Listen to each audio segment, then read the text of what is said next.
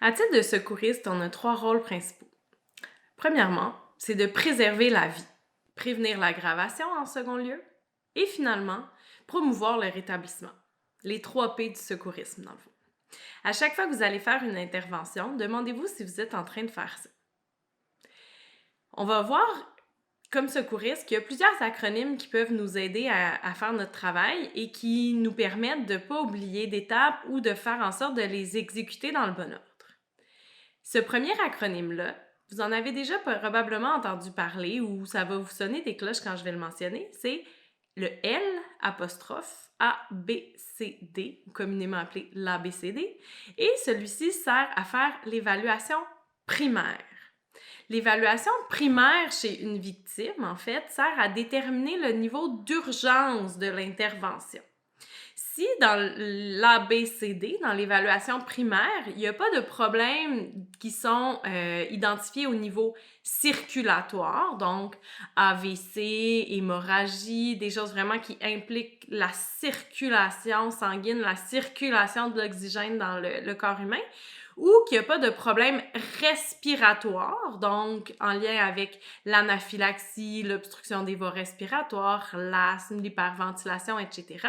Mais déjà, on n'est pas dans une urgence qui est dite majeure et on peut se permettre un petit laps de temps supplémentaire avant d'intervenir.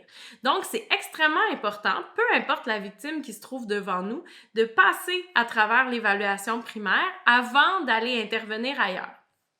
Par exemple, si j'arrive sur les lieux d'un accident et qu'une personne a une jambe un peu croche en dessous d'un module de jeu, bien, je pourrais tout de suite me dire « Ah, je soupçonne une blessure à la jambe, donc tout de suite, je me focus sur cette blessure à la jambe-là et je pourrais échapper que cette victime-là, elle est en état de choc.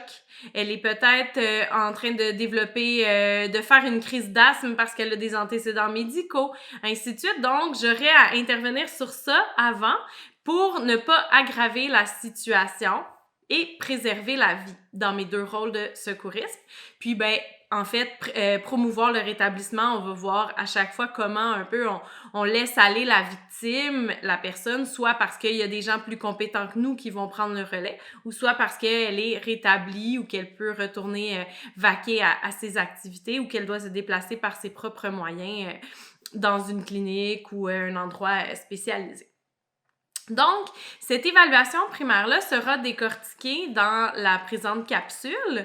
Ce qui est important de comprendre, c'est qu'il va y avoir à certains moments une évaluation primaire et la victime sera consciente et il y aura une évaluation primaire et la victime sera inconsciente. Donc, on va passer à travers, ça veut dire quoi tout ça actuellement, puis par la suite, il y aura d'autres capsules en fonction de l'état de conscience de la personne et des complications qui peuvent en découler.